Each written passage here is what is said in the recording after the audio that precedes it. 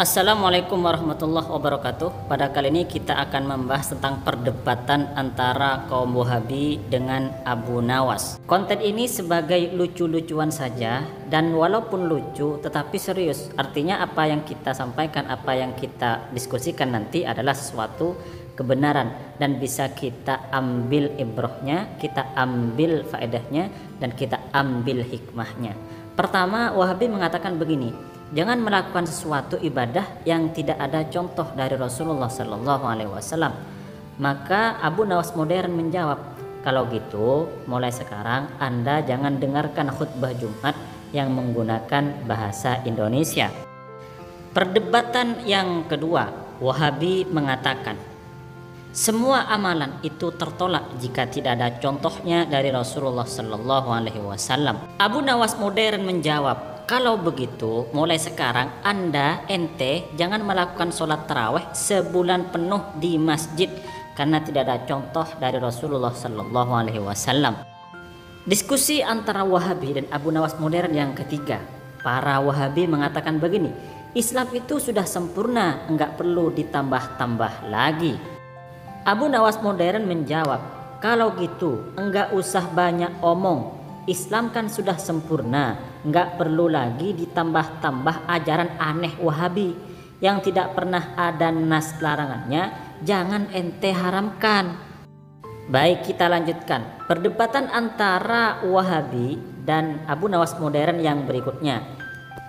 Wahabi mengatakan kubah kuburan wali harus dirubuhkan karena berpotensi syirik disembah-sembah. Abu Nawas menjawab, kenapa hanya kubah kuburan saja yang dirobohkan? Sekalian saja tebang semua pohon di dunia, ratakan semua gunung, gua, laut, semuanya juga berpotensi syirik.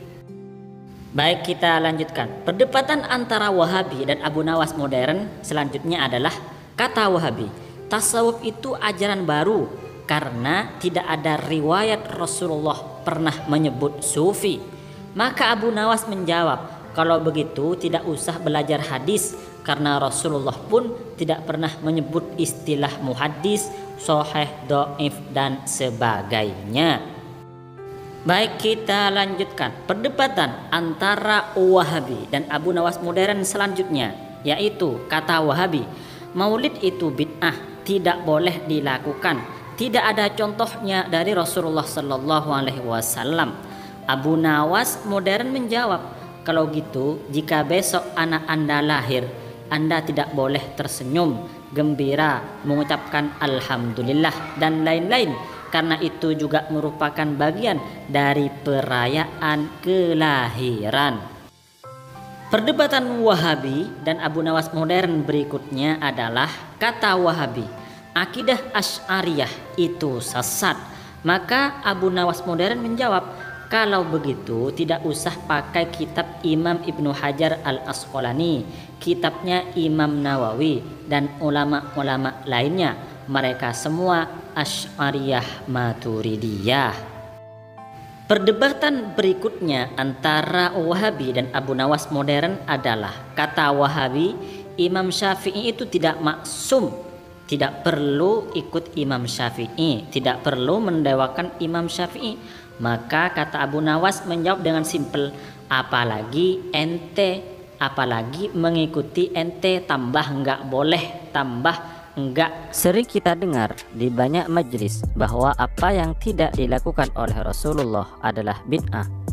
Setiap bid'ah adalah kesesatan. Setiap kesesatan tempatnya adalah neraka. Dari dasar itulah kemudian muncul label sesat atau paling tidak haram pada amaliyah sebagian umat Islam yang tidak dilakukan oleh Rasulullah secara langsung, misalnya tahlilan atau maulidan. Kelompok yang mudah membid'ahkan ini mengaku mengikuti manhaj salaf, meski sebenarnya pemahaman mereka sangat berbeda dengan pemahaman ulama salaf. Artinya mereka hanya mengaku mengikuti ulama salaf, padahal yang lebih tepat mereka disebut Wahabi karena mereka pengikut Syekh Muhammad bin Abdul Wahab. Ulama yang suka membid'ahkan ini tidak hanya ulama Wahabi Arab Saudi, tetapi juga ustadz Wahabi yang ada di Indonesia seperti Ustadz Yazid bin Abdul Qadir Jawas, sebagaimana yang telah disaksikan oleh sahabat-sahabat sekalian di awal video ini. Ustadz Yazid Jawas menegaskan bahwa dalam Islam tidak ada bid'ah hasanah. Namun, jika kita suka membaca kitab-kitab ulama salaf, maka kita akan mengetahui bahwa Ustadz Yazid bin Abdul Qadir Jawas tidak suka membaca. Sebab dalam kitab-kitab ulama salaf banyak ditegaskan bahwa bid'ah terbagi menjadi dua, bid'ah hasanah dan bid'ah qabihah. Atau bisa jadi sudah membaca penjelasan itu, hanya saja tidak disampaikan kepada jemaahnya. Perlu penulis tegaskan di sini, pembagian bid'ah menjadi dua bagian, yakni bid'ah hasanah dan bid'ah qabihah. Itu tidak hanya diungkapkan oleh ulama ahlus sunnah wal jamaah saja, akan tetapi juga ditegaskan oleh ulama panutan Wahabi, misalnya Syekh Ibnu Taimiyah dan Syekh Muhammad bin Abdul Wahab. Oleh karenanya, berikut ini pendapat para ulama ahlus sunnah wal jamaah dan ulama Wahabi tentang pembagian bid'ah. 1. Imam Syafi'i. Imam Syafi'i adalah salah satu pendiri madhab fikih yang diakui oleh ulama-ulama Wahabi. Dalam masalah bid'ah, Imam Syafi'i berpendapat bahwa bid'ah itu ada yang hasanah, ada yang qabihah. Beliau berkata sebagaimana dinukil oleh Imam Abu Nu'aim dalam Hilyah Al-Awliya, al-bid'atu bid'atani, bid'atun mahmudah wa bid'atun madhmumah. Fama wafaqas sunnata fahuwa mahmud wa ma khalafas sunnata fahuwa madmum. Wa tahajjah biqauli Umar bin Khattab fi qiyami Ramadan, nikmatil bid'ah hiyah. Artinya, bid'ah dibagi menjadi dua bagian, bid'ah mahmudah, terpuji atau hasanah, dan bid'ah madhmumah atau tercela. Bid'ah yang sesuai dengan sunnah maka disebut bid'ah hasanah. Bid'ah yang menyalahi sunnah maka disebut bid'ah tercela. Hal ini didasarkan pada perkataan Sayyidina Umar tentang sholat tarawih di bulan Ramadan. Sayyidina Umar berkata, sebaik-baiknya bid'ah adalah bid'ah ini, yakni dilakukannya sholat tarawih dengan berjemaah di masjid. 2. Imam Ibnu Taimiyah. Imam Ibnu Taimiyah adalah ulama pengikut madhab Hambali dalam ilmu fikih. Beliau menjadi salah satu rujukan utama bagi ulama-ulama Wahabi. Mengenai bid'ah, Imam Ibnu Taimiyah juga menegaskan bahwa bid'ah itu ada dua, bid'ah hasanah dan bid'ah madhmumah. Beliau menulis dalam kitab Majmu' al-Fatawa, wa ma khalafah an-nususa fahuwa bid'atun bittifaqil muslimina wa ma lam yu'lam annahu khalafaha faqad la yusamma bid'atan. Qala Asy-Syafi'i rahimahullahu, al-bid'atu bid'atani, bid'atun khalafat kitaban wa sunnatan wa ijma'an wa asaran an ba'di ashabi Rasulillah sallallahu alaihi wasallam, fahadihi bid'atun dolalah. Wa bid'atun lam tukhalif syai'an min dzalika, fahadihi qad takunu hasanatan. Liqauli Umar, nikmatil bid'ah hadihi. Hadzal kalam au nahwuhu rawahul Baihaqi bi isnadihi as-sahihi fil madkhal. Artinya, apa-apa yang menyalahi nas Al-Quran atau hadis, maka itu bid'ah dengan kesepakatan ulama. Adapun ajaran yang tidak diketahui menyalahi nas atau tidak, maka bisa tidak disebut bid'ah. Sebagaimana pendapat Imam Syafi'i bahwa bid'ah itu ada dua. Pertama, bid'ah yang menyalahi Al-Quran, Sunnah, Ijma, dan athar sahabat Rasulullah. Maka bid'ah ini disebut bid'ah yang sesat. Kedua, bid'ah yang tidak menyalahi Al-Quran, hadis, ijma, dan athar sahabat. Maka bid'ah ini bisa disebut bid'ah hasanah. Sebab Sayyidina Umar pernah berkata, sebaik-baiknya bid'ah adalah ini. Pendapat ini atau semisalnya diriwayatkan oleh Imam Baihaqi dengan sanad yang sahih dalam kitab Al-Madkhal.